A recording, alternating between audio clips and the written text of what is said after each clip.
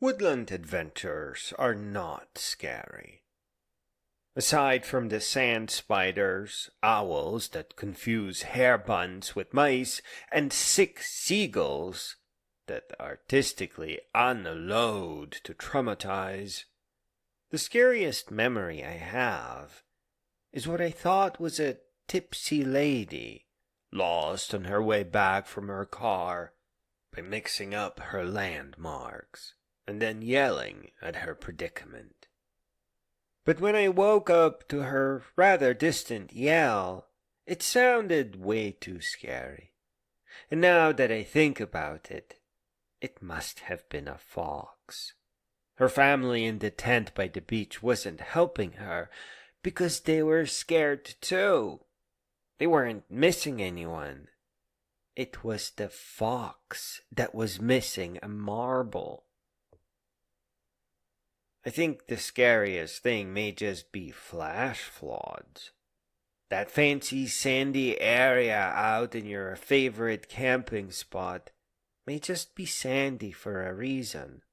Up in the Nordhouse dunes, there are tiny little creeks that wind down the sides. By the time they get to the beach, they seem to have dragged entire trees. They may not be tiny all year round. Willie, the grounds person in charge of Veterans Beach down in Florida, once got mad at me for not being forthcoming about who fed the raccoons.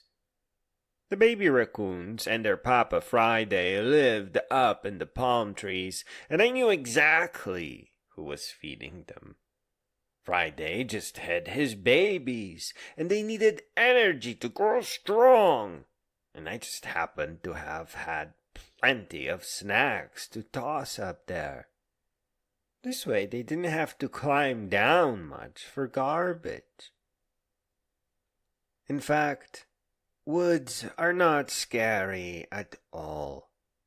Because everything out there, including thunder, is in perfect, natural order. Nordhouse Dunes up in Michigan has the most well-behaved, if not downright sophisticated raccoons on the planet. Even the tame deer at the state park that seem to want you to pet them will take a good bite out of you if you get too close.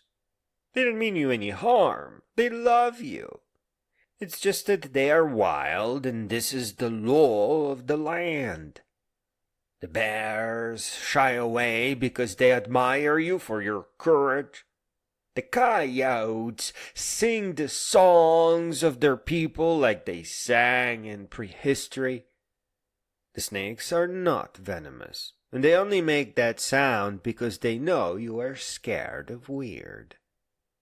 The seagulls swim in groups, not because they need to, but because it is a strange fishing tradition.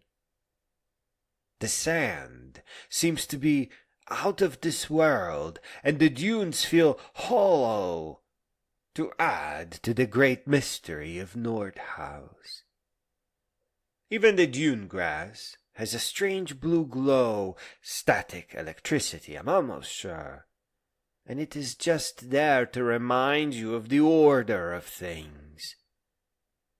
Nature is beautiful and strange, and you are strange and beautiful.